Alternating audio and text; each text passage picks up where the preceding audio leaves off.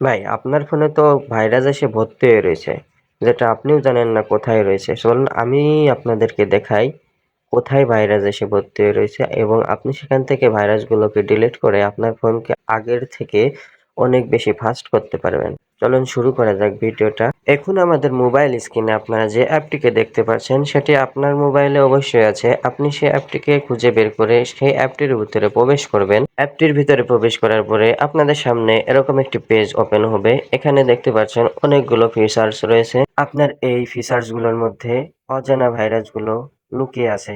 এখনই আপনাদেরকে এই ফিচার্সগুলোকে স্ক্যান করে ভাইরাসগুলোকে ডিলিট করতে হবে। চলুন আপনাদেরকে দেখিয়ে দিই আপনারা কিভাবে একটা একটা করে স্ক্যান করে ভাইরাসগুলোকে ডিলিট করতে পারবেন। প্রথমে আপনারা অপটিমাইজের উপরে ক্লিক করবেন। অপটিমাইজের উপরে ক্লিক করে দেখতে পারবেন স্ক্যান হচ্ছে। এই স্ক্যানের মাধ্যমে আপনাদের ফোনের সব ডেঞ্জারাস ভাইরাস ডিলিট হয়ে যাবে। এবার ব্যাকে গিয়ে আপনি সিকিউরিটি স্ক্যানের উপরে একটা ক্লিক করবেন।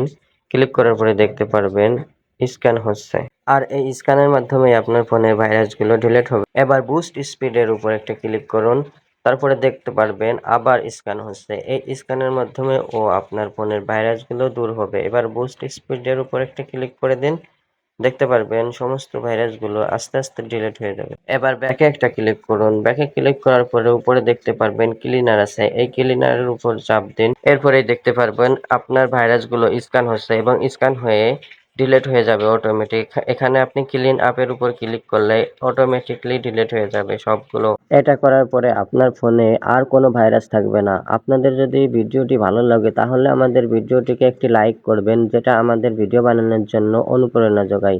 এবং ভিডিওটি ভালো লাগলে আমাদের সাথে থাকবেন, সাবস্ক্রাইবটা করতে ভুলবেন না। প্লিজ ভাই একটা সাবস্ক্রাইব করে দেবেন, প্লিজ প্লিজ প্লিজ।